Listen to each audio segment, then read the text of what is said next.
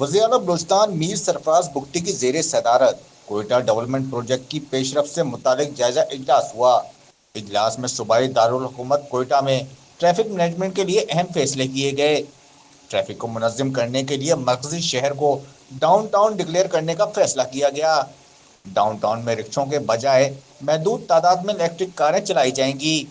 وزیر اعلیٰ نے وال چیکنگ ایکٹ کی خلاف ورزی میں ملوث سیاسی جماعتوں سمیت کمپنیوں کو قانونی نوٹس جاری کرنے کا حکم دیا۔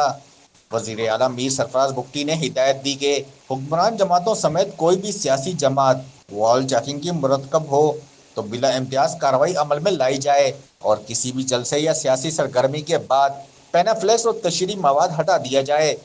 اجلاس میں فیصلہ کیا گیا کہ غیر فعال سرکاری اسکولوں کو بلوچستان ایجوکیشن انڈومنٹ فنڈ کے تحت چلایا جائے گا۔